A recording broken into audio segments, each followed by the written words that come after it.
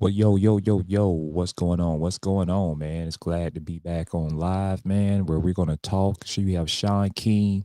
Um, he was on the Ultimate Cleveland Sports Show, and he was speaking at fire, man. He was speaking the truth, and it was going down what he was talking about. And I was feeling for the most part of his conversation exactly what he was saying. It's basically what I've been saying. I mean, you can see it eye test. A blind man can see that Shedeur Sanders is way better than Dillon Gabriel. And the fact that you have Kevin Stefanski, the father leprechaun of the little leprechaun, Dillon Gabriel, to sit here and say like Dillon Gabriel is way better than Shedeur Sanders, it's a lie. And it's been a lie. And he's been covering Dillon Gabriel and being a protector of Dillon Gabriel every chance he gets. So we're gonna get into it, man. I'm gonna break it down with my opinion, but let's go ahead and see what Shaun King had to say. You don't want to miss this conversation on exactly how he feels about Dillon Gabriel. Shaun King back in February. Shaun, I ask you about a quarterback. I don't think we've mentioned his name one time on the show.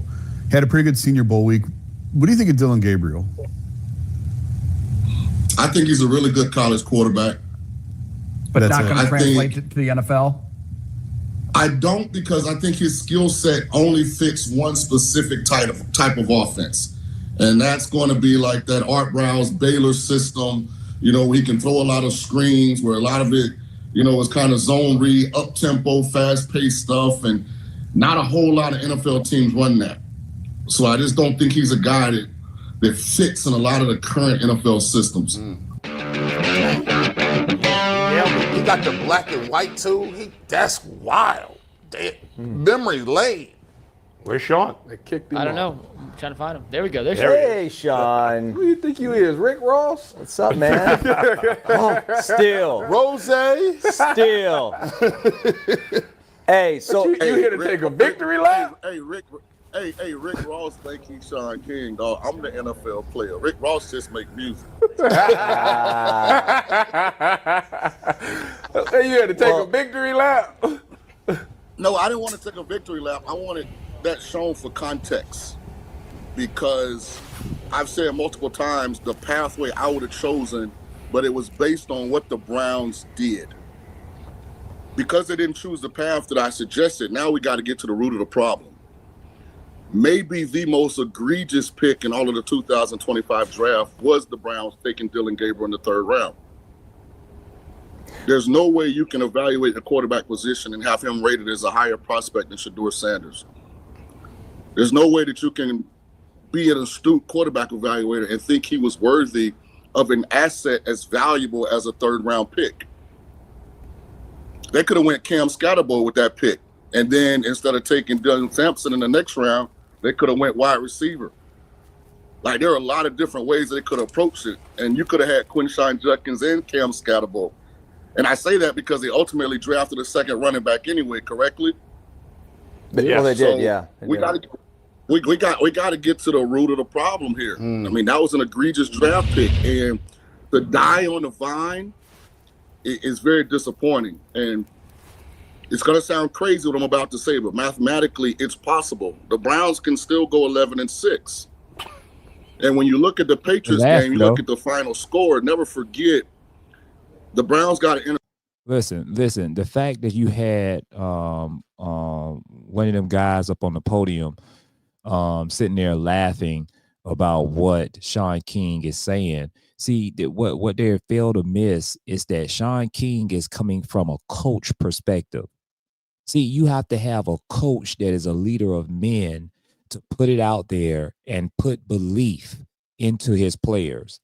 Create that positive atmosphere within that locker room. That belief system is very important. Your players look up to the coach. That's how it should be. And the coach should be that leader of men to be able to instill focus and discipline and the determination and the motivational factor to get his men on board to be like, hey, we still have hope. We still have belief. we still are focused. We still are disciplined enough to understand that it ain't over. It ain't over. There's no fat lady around here that's singing. We're not about to have no funeral around here saying all is lost or our seasons is over with. No, we have still a lot of NFL football left to play. And we know right now that in our division is weak.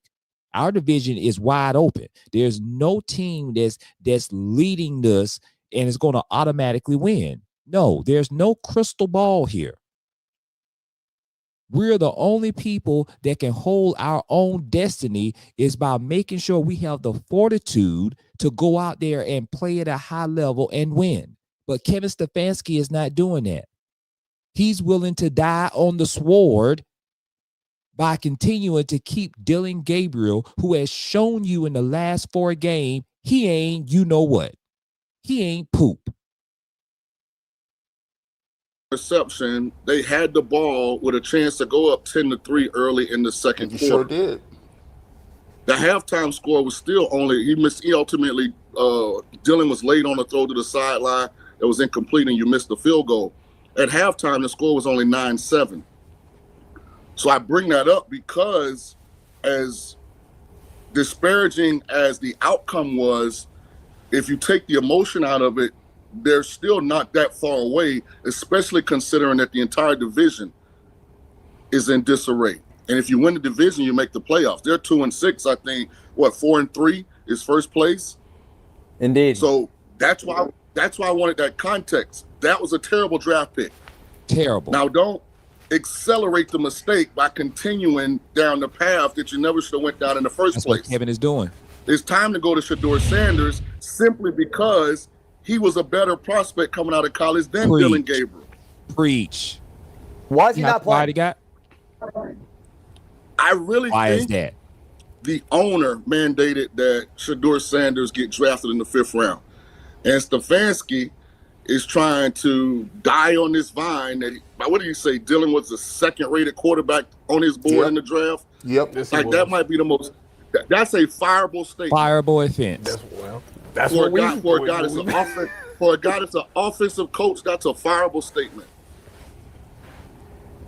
That's what we've been telling them. Man, You've been saying. Shaun, how could you not? At some point, you got to call a spade a spade.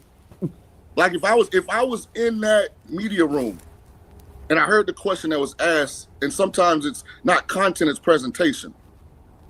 I would have asked him, you guys made a mistake on draft day. Dillon Gabriel is not a better prospect than Shedeur Sanders. I don't care how Shedeur. Unfortunately, he wouldn't give you a straight answer. And hold on, let me tell you, listen, Yeah. and let me just tell you something. Shaun King don't care. Like he not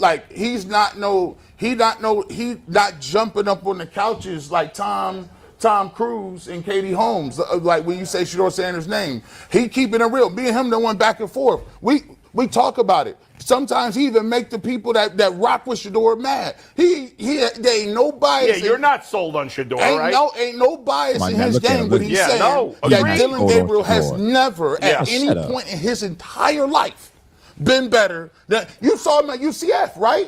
But who thought he was better? Absolutely. These guys. The Browns. Exactly. Tomorrow, you not sold on Shedeur. Listen, we ain't sold on Dillon Gabriel. How about that? See, you got to listen to some of these folk, man, these yahoos out here. See, this is what I hate. And see, this is what they don't make it about sports. They make it personal. See, sports don't care, or it should be where you don't care about the color of one's skins. That's not what sports is all about. You care about who has the best talent, who is the most athletic, who is able to perform at a high level and give our team the best chance to win. That's what makes sports so great. Who is able to perform at a high level? But see, we got a lot of these stupid behind yahoos that's on these shows, and they're talking about, well, you ain't sold on Shedeur. Well, how can you not be sold on Shedeur? Shedeur hasn't even had a chance to even get first-team reps. Shedeur hasn't even had an opportunity to go out there and play in a regular season football game. He has shown you what he can do with the first team. Did you see what he did against Carolina Panthers? But see, they don't want to see that. They don't want to reference that. You want to go reference the doggone game when they played in his second preseason game where he was playing against a bunch of doggone offensive linemen who wasn't even going to make the team. And he was running for his life, scrambling for his life. Dillon Gabriel had always been propped up in a great position. Always been propped up in a great position. So miss me with that. No, we ain't sold on Dillon Gabriel because we have seen him play in the last 4 games. And that's on life. And that's on life. Browns. My thing is, but wait a second. Hold on 1 second. Just to confirm, if I remember correctly, you're not sold on Shedeur being a starting quarterback, are you? I can't remember now. I'm sold on Shedeur being a better prospect than Dillon Gabriel. Agreed. Especially with the context that I still think Cleveland can win football games, and because of the division, no one's ran away with it. They can get hot. This is the NFL. Like I'm just telling people, like, they play 17 games for a reason. Like, how many seasons do we see a team shoot out the gate and all of a sudden they sputter, or a team sputter and then get hot? Yeah. Like, it happened. And, like, to die on this Dillon Gabriel vine is, to me, it's fireable. well, it's sad. I'm trying to figure out how is it that he can come on here and say that the division is still up there and nobody says nothing. But when I say it, it's Sean knows the Browns ain't winning the division. You know that. Come on, let's not get crazy. I get what you're saying in theory. So hold on. Come on, man. Yeah. Listen, man. What do we know about the National Football League? Anybody can beat anybody. Absolutely. I say it all the time. Right, but even the Niners' entire team was on IR. They played a Thursday night game with a XFL team and beat the Rams at full strength. the Browns would have to go 7-2, Sean. They're not going 7-2. They got no talent on offense. That's not impossible. I know it's not impossible, but what are the chances of that? Listen, Harold touchdowns. See, this is the problem. See, this dude, that fat joker, he need to go and continue to eat donuts, get high cholesterol. Probably already has it, and high blood pressure. See, when he's speaking like he got high blood pressure. He's getting ready to explode at any minute, any second. He's getting ready to explode. See, what they miss, and I wish I was on the show to give some balanced opinion here. See, what you're missing is the job and the role of the coach is to understand the mathematics of we're still in this race. And mathematically, we are still in this race. The Cleveland Browns are still in the race where they can win their division and they can go to the playoffs. But it's all about the mental focus, the mental fortitude that you have. It's all about putting your team in the best position to win. And what we have, what Shaun King is saying, is that you have a coach that's willing to die on the sword because of his damn ego, to sit up there and believe that Dillon Gabriel was the second best quarterback in the draft. Everybody know that was some BS. Dillon Gabriel is straight garbage. Nobody ain't heard nothing about Dillon Gabriel all through the whole season of college in the 2024 season. You heard nothing but Shedeur Sanders. But we all know Shedeur Sanders is not a 5th round draft pick. We all know he's not the 144th pick. Shedeur Sanders is a 1st round pick, 1st round draft quarterback in the NFL. He should be in the 1st round. But we know the reason why he's not in the 1st round, or he wasn't drafted in the 1st round. Let's don't be stupid. Harold Fannon's a weapon. Jerry Jeudy, if you give him the opportunity, remember James Jerry Winston, Judy's been awful, though. Let me ask you about Jerry Jeudy. Sean, I love you, buddy. I love you. Listen what I'm saying. Listen what I'm saying, guys. It's not realistic, but it is mathematically possible. Okay, and if I'm in that building and I'm the head coach, and that's not the messaging that I'm bringing every day, I'm not a good head coach. I totally agree with that. Totally agree with that. If I'm in that building, my team gonna believe that we can win 9 games in a row and go 11-6. All right, we can go 7-2. That's the coach's job. That makes sense. I agree. They're not gonna believe that if you keep trotting Dillon Gabriel out when the guys on the team know Shedeur is better. All completely fair. I think that's completely fair. You're right. And that proves the point. Sorry, Davis. That proves the point that when Kevin Stefanski was asked, are you guys all in on winning in this year? He said yes. That's a lie. They're not. I'm just shocked that Shaun said, and it's the Shaun Holy Grail. But I said, wait a second. Shaun said he knows it's not realistic, but you gotta have that attitude. I agree with that. He comes from a coaching perspective. He's right. I agree 100% with that. You gotta sell that. Man, and Dustin, yes. What do you got to fire off here? Because we tried getting you the first question, and then I was just sort of wanted to ask more about the offense because you came in, Shaun, with spitting hot fire about Dillon Gabriel. And so I guess the question I had was like, okay, is this fair to Dillon Gabriel that he's having to play? Hell yeah. If he's not good enough and he's not 100% it's fair. Look at the Giants. Look what the Giants offense looked like with Russell Wilson. Then all of a sudden they go to Jackson Dart. Yeah. They look better. Much they look better. More exciting. They look more explosive. Yeah, they look like they believe they can win games. Jackson Dart was a first-round pick. No, I know, but if you put I had a late first, early second round grade on Jackson Dart and Shedeur Sanders. I think they're very comparable in their skill sets. Very comparable. They both play with the same kind of swag. I feel you on that, but apparently no other team even had a fourth-round grade on Shedeur Sanders. Absolutely. That's the reality of it. But that doesn't mean that they were right. Exactly. Tom Brady drafted in the 6th round. The NFL makes mistakes. Brock Purdy just got $45-50 million a year. He was drafted in the 7th round. It wouldn't be the first time that a kid fell further in the draft than he should have. The thing is, don't keep compounding the mistake by being blind to the fact that you were wrong initially. And maybe Shedeur is better than Dillon Gabriel. We'll find out. Not maybe. Guessing. Not maybe, Dustin. Little league, high school, okay. Say whatever you want. Early college, middle college, late college, right here, October 27th of 2025. Shedeur Sanders is better than Dillon Gabriel. Okay, we'll find out. Spoke that truth. In the meantime, we have an offense that can't score 17 points, and there's one variable, and that's the head coach and the play caller. And Joe Flacco is putting up like 500 yards of passing. Now he's got weapons. I know that. But to me, that's one variable that it's like, okay, this guy played here and now he goes there. It's like, okay, what's going on with this offense? So Cleveland, the way their offense is set up, their quarterback is going to have at least functional mobility for them to have an opportunity to be successful, just the way they're currently construed.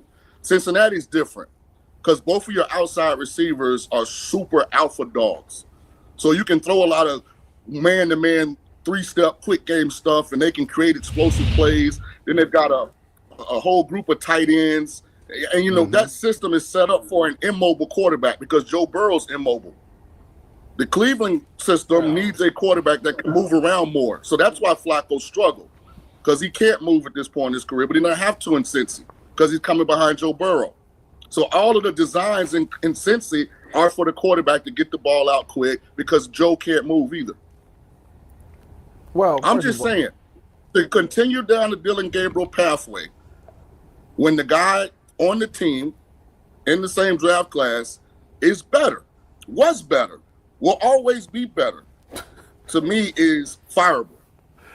First of all, absolutely. One, Joe Burrow, I seen Joe Burrow break for like a 50-yard run a year or two ago, so he got on Madden. No. See, they're not ready for the truth. Shaun King is spitting truth. You want answers? I think I'm entitled. You want answers? The truth. You can't handle the truth. That's the facts. That's the facts. See, you have some people can't handle the truth. Can't handle it, not even a little bit. He did it in real life. He did it in real life. Do you want Joe Burrow running around? Shady like Not that. a ton. I don't want him running around. Now, secondly, I want to ask you about Jerry Jeudy, because Jerry Jeudy is a guy that's very frustrated. He don't even want to talk to nobody right now because he's so mad that he ain't getting the ball and stuff like that. How would you utilize him? What is it that they can do? Because it's like last year, he was at a point, he was like a top 5 receiving lead or receiver in the league. This year, he's like bottom of everything. What can they do to get him more involved? How would, if you was the OC, what would you do differently with Jerry Jeudy? So first thing is the quarterback has to understand, and this is something that Jalen Hurts is learning. Even though Philly's been super successful, he's starting to finally figure it out. And you've seen the Eagles passing game take off. I would tell Shedeur, because I'm going to bench Dillon, every time we get man-to-man, the first person I want you to look at is Jerry Jeudy, unless you love the matchup with Njoku or Fanning.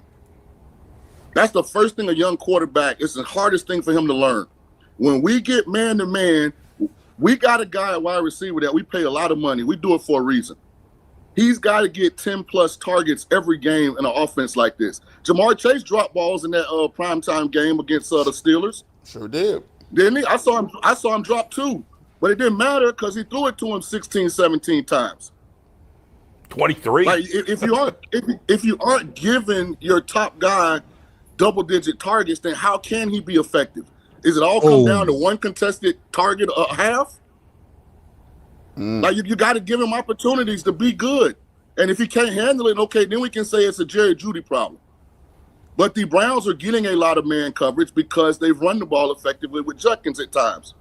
So people are going to add a hat to the box to try and stop the run, make you guys throw the ball. You got to give him opportunities when you get man to be good, great.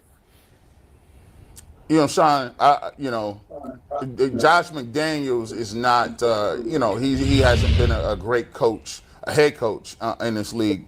But the one thing that is undeniable is when he get an opportunity to get on the offensive coordinator sticks, he going to scheme you up with the best of them. It was a master class. That second half, he came out there and he set 3-4. He was 4 or 5 plays ahead of people.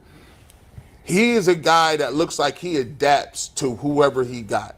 When he was in New England, they had Aaron Hernandez and Gronk, so they was heavy with that. They had Wes Welker and smaller receivers. They was vicious with those guys. They ran the ball some when they had LeGarrette Blount. They switch it up. To me, what I see Kevin Stefanski, he seems to be a play caller that says, this is what I like to do. It don't matter who you are or what you look like. You are going to run what I run. Do you think he's an adaptable play caller? And is that and when you having younger guys, do you believe you need to be a little more moldable and shapeable in terms of what you run from week to week? Well, to answer your question, I think Stefanski is overwhelmed. I think he should relinquish the play calling duty simply because he needs to be the head coach. I don't think he's proven that he can manage the game and call the offense at an elite level on a consistent basis. Now, should he have input? Yes. But sometimes relieving yourself of that allows you to do other things.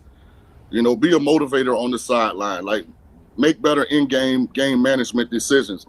As far as the quarterback adapting, sometimes you need a wild spirit. Like, this is why I think Shedeur actually might have some immediate success, because sometimes the play call ain't a good one. Hey, you look over there at Jerry and you send him a hand signal and you make something happen because we're getting man. Right? Sometimes that's at the end of the day, the quarterback is in control, no matter who the play caller is. Like, you do have the ability. Now, you might get yelled at and screamed at when you get to the sideline, but he can't say anything if it works. That part. Facts. Well, except when Bill Belichick got rid of Purdy. You've got to give Jeudy targets. Like, you're getting a lot of man. I'm looking at the film. You should never throw the ball anywhere else in man-to-man coverage without first checking with Jerry Jeudy. Well, to be fair, They had Christian Gonzalez over there. He's like top 3 in the league. It don't matter. My personal it don't opinion. matter. I just want to make sure Hey, listen. I want to let you know. I know you talking about my neck of the woods. I'm just telling you. Hey, listen. What's the hardest position in football right now to play at a consistent high? Corner. Right. So I'm gonna put you, Christian Gonzalez, you, Patrick Surtain, you can go down the list. I'm gonna make you guys make plays and not get penalties. Well, so let me ask you this, Sean. They hold on every play the corner. Every single play. Out of curiosity. And the refs call it. Yeah. Out of curiosity, Sean, what if you go over there and they pick you off? You going back? Well, you ain't scoring no points, no way. That's right. That part. That's true. Yeah. I mean, you ain't scoring no points doing it the way they're doing it now. Like, you sound like somebody that told Terrence Crawford not to go to 168 and fight Canelo. You can't be great. First of all, I would never tell nobody to duck no smoke, so don't ever put that on me. I would never say that. All right, then. If I'm playing quarterback and you over there at cornerback, I'm telling you in the pregame, we're going to check you out. We're going to check your temperature today. We're going to say, are you today what you say that to me, I'm going to be smiling. You say that to me, I'm agreeing. I'm please. Here's what I know. Hey, Dustin, here's what I know. T-Bush, here's what I know. Every week in the National Football League, I see great offense beat great defense in the secondary. Yeah. How many times you see a quarterback throw a great ball, receiver make a contested great catch, and the DB did everything right? A lot. A ton. I'm gonna make him make plays consistently. That's how you gotta approach a guy like Jerry Jeudy. Make the cornerback make plays. Now, if he's doubled or something, you gotta be smart. You got to be able to get through your progressions then and find a completion. But I'm going to Jerry like, man, listen, man, if I got to go against Stefanski, I'm going against Stefanski. Hey, listen, dog, I'm feeding you that pill today. Get a good night rest. Get some of that Pedialyte in the morning. Make sure you stretched out. Because I'm coming to you today, big dog. I'm coming to you. I would play with that, Shaun King. Revolt against Stefanski. I play it. Yeah, swing me the ball. I'm ready to go. This is any given Sunday. You Willie Beeman out there. You changing the plays in the huddle. Willie Beeman. Hey, no, not in the huddle at the last scrimmage. Let me ask you a question. When Shedeur was at Colorado, when he got in the crunch, who he threw the ball to? Travis Hunter. You know what it is. All right. And what Travis Hunter do? You win the Heisman. You know what it is. Make plays. Right? They got Goldilocks down there in Jacksonville. He got the same problem Dillon Gabriel got. He stinks too, yeah. He got a Heisman Trophy winning wide receiver. He won't throw the ball consistently. Shaun King, you got a black and mild cigar. You the freak that black and mild. You freaked that cigar today, bro. Like you freaked the cigar. That's wild. I got a question. Hey, where are you sitting right now? Are you smoking a cigar at Lifetime Fitness locker room? No. I'm a member of a high-end, real bougie cigar lounge. So I was gonna say, is that a cigar lounge you're at right now? Yeah. All these guys are rich. They don't wake up to like 10, 11 What is it? What is is that a cigar locker box behind you? Look at him. Oh, you're a beast. Damn. Oh yeah. Okay. That's high living Sean's right living there. large. Yeah. Oh, listen, Oh, man. man. Listen, Hey, it's also 9:15 in the morning in Vegas where Sean is. Yeah. So. Hey, man. By the way, The white dude Man, was by trying the way, to shade. hey, man, them cigars are strong, Sean. I thought I almost died one time. I said, what is this? Somebody done laced this cigar. I'm a newbie. I don't smoke nothing. I almost passed out. I don't know how y'all do that at 9 o'clock in the morning. I'll give it up. I'm telling y'all, hey, Browns fans, I'm going to send you a message. Just boycott the next home game. Nobody go.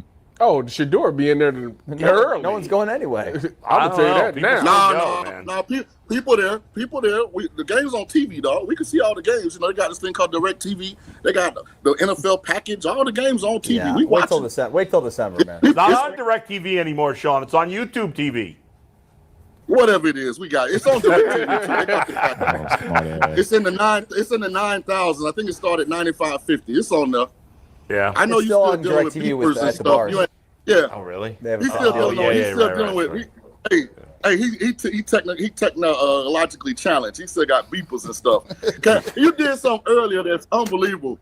Is that the only call you got this morning? Are you talking to me? What do you mean I'm texting? Yeah. Let me tell y'all guys this. What Shaun King said was the truth. There wasn't nothing fake about it. He didn't lie. It was straight truth. And a lot of people don't want to hear the truth. Let me tell you something, man.